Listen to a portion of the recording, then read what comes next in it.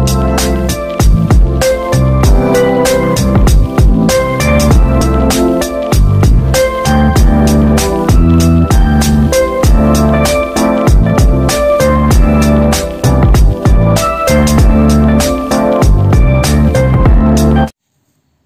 saya Roji Mayo Ginting. Saya lulusan Teknik Elektro Universitas Gunadarma dan saya setelah bekerja di Patra Jasa dan penempatannya di Geraha Pertamina Gambir, dan saya telah mengikuti pelatihan MEP HVAC dari PT Mino Karya Sejati.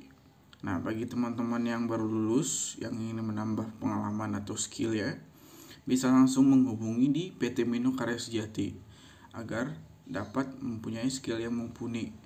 Akan banyak pelajaran yang berharga Anda dapatkan di sana. Terima kasih.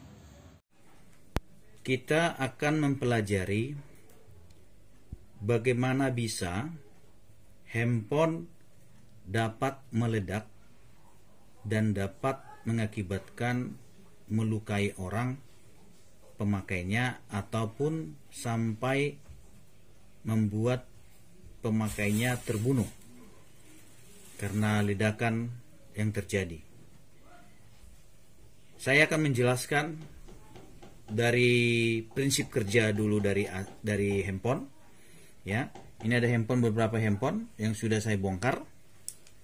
Ya, ini handphone merek Nokia. Ketepatan saya memiliki pengalaman kerja sebagai teknisi handphone selama 5 tahun di Nokia. Ya, ini mesin handphone.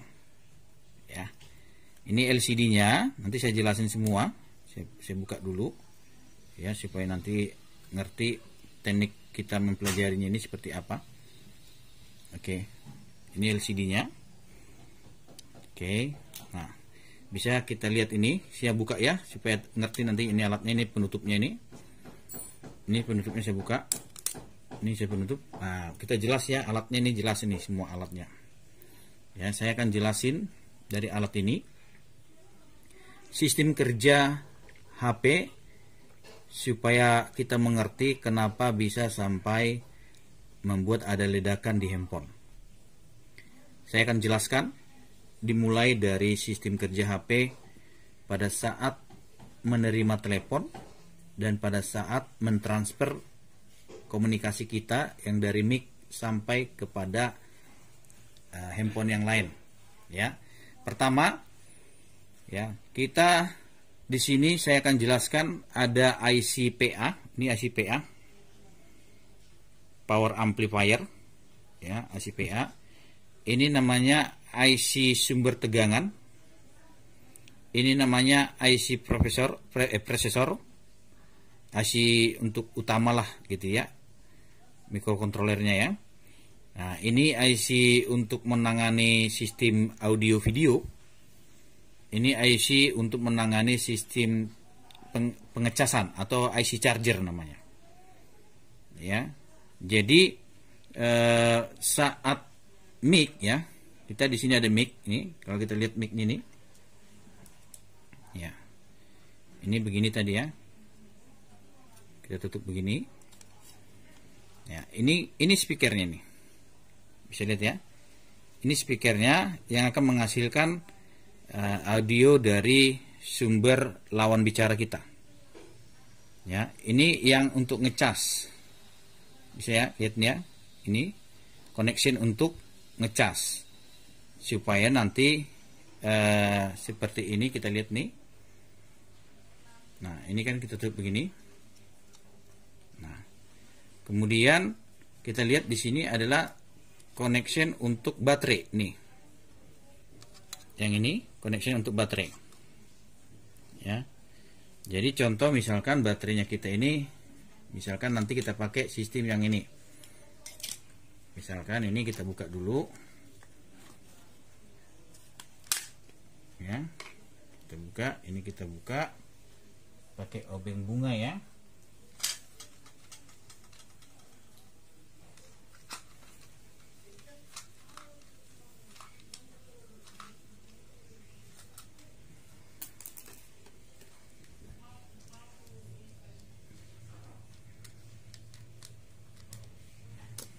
Nah, ini baterainya, ya.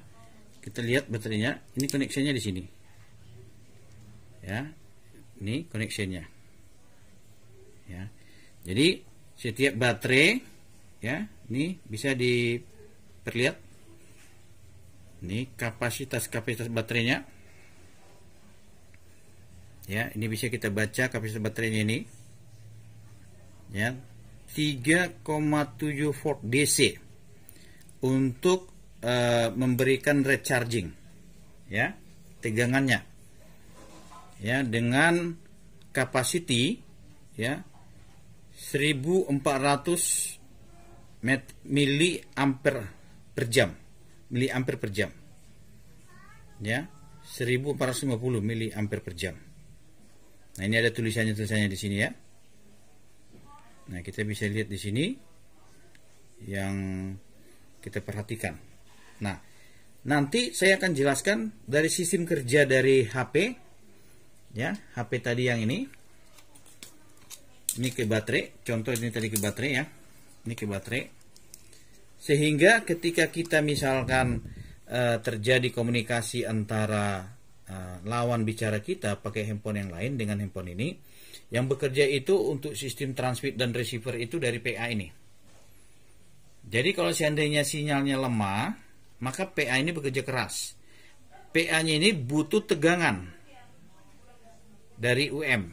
Nah, tegangan dari UM ini secara interconnection dengan IC charger ini, ya. IC charger maksudnya begini, bahasanya adalah ketika misalnya kita terjadi komunikasi, ya, maka yang bekerja PA-nya untuk memboros baterai, menyedot baterai, sehingga baterai ini menjadi kosong. Nah, ketika kita memiliki baterai kosong, maka lowbat namanya. Maka ketika kita memiliki lowbat, maka kita akan melakukan charger dari sini, sistem connection ini. Nah, ketika charger, ya, untuk mengisi baterai ini. Nah, pengisian handphone zaman dahulu dengan sekarang berbeda. Kalau zaman dahulu itu tidak ada batas full, terus dia ngecas, jadi bisa membuat baterai bengkak. Tapi kalau zaman sekarang, handphone zaman sekarang sudah ada kontrol proteksinya untuk misalkan baterai itu bisa full langsung switch off chargernya, ya, itu ada zaman sekarang. Nah, yang mengakibatkan terjadinya meledak saat kita pakai, ya, saat kita pakai, ini catatannya, saat kita pakai handphonenya, lagi kita operasikan handphonenya, komunikasi, saat kita ngecas. Nah, saat kita ngecas, satu sisi saya sudah jelasin tadi, PA ini bekerja ngambil tegangan, mendapatkan tegangan kuat, boros, ya, nyedot baterai. Satu sisi kita ngisi, ya, itu tidak baik. Jadi sehingga nanti baterai ini bermasalah, sehingga baterai ini membengkak, ya, sehingga casan itu akan mengakibatkan baterai ini bisa membengkak dan baterai ini bisa menyebabkan meledak. Nah, kalau ini meledak, mohon maaf, kalau misalnya kita pemakaiannya penyakit jantung, bisa menjadi meninggal gara-gara terkejut dengan ledakan ini. Ledakannya lumayan kencang, ya, ledakannya seperti kayak ledakan ban pecah. Nah, ini yang menyebabkan kita bisa bahwa handphone itu bisa meledak, ya, dengan catatan tadi. Fungsi PA ini sebagai transmit dan receiver. Nah, terjadi komunikasi saat menggunakan handphone, ada terjadi komunikasi, tapi kita sedang lagi menggunakan handphone, lagi dicas. Jadi permasalahannya lagi dicas. Dan bisa juga ketika nggak lagi dicas, handphone bisa meledak nggak? Itu jarang, ya, jarang sekali. Yang bisa meledak itu saat dicas, kita operasikan. Jadi hati-hati menggunakan handphone, jangan digunakan saat ngecas. Ya, apalagi kita gunakan handphone di pom bensin, sangat berbahaya sekali. Karena radiasi receiver sama transmitter ini radiasinya pakai antena ini, nah, ada antena dulu, ya, baru masuk nanti ke PA. Dari sini nanti antena itu mentransfer apa segalanya macam ada radiasi.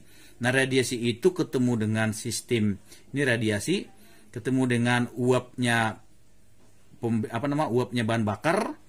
Uapnya itu mudah terbakar ketika terdapat panas karena api itu terdiri dari 3 unsur. Panas, bahan bakar yang mudah terbakar, sama udara. Nah, ada udara, ada bahan bakar, ada panasnya dari radiasi, maka bisa meledak di pom bensin. Makanya dilarang menggunakan handphone di pom bensin. Itu penyebabnya. Jadi demikian teman-teman, saya jelasin masalah handphone. Ya, baik di handphone ini juga sama. Ya, sama semuanya. Mereka mempunyai masing-masing fungsional. Nah, kalau HP ini BlackBerry, tapi nggak bisa kita bongkar karena diproteksi. IC-nya diproteksi semua. Kalau Nokia ini masih bisa kita lihat IC-nya. Nah, ini IC Samsung. Nah, IC Samsung ini bisa kita buka ini. Ini kita buka ini bisa. Ya, nih. Ini covernya bisa kita buka. Misalnya teman-teman ya. Nah, ini lihat nih. Sama konsepnya kerjanya. Seperti yang saya jelasin tadi. Ya, karena dia punya 2 SIM card, ya pakai 2 SIM card.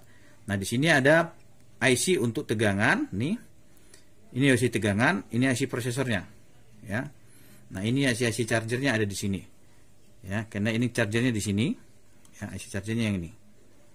Ya, kalau rusak ngecas, kita ganti IC charger bisa. Atau banyak hal nanti itu nggak usah kita yang pelajaran itu. Tapi saya mau memberitahu kepada teman-teman kenapa bisa handphone meledak. Demikian penjelasan saya. Terima kasih. Nama saya Farid Turholis, saya lulusan S1 Teknik Elektro Universitas Gunadarma. Saat ini saya telah bekerja di PT Epcon Multiguna sebagai Electrical Engineer. Saya telah mengikuti pelatihan Mechanical Electrical Plumbing dan HVAC di PT Mino Karya Sejati. Terima kasih.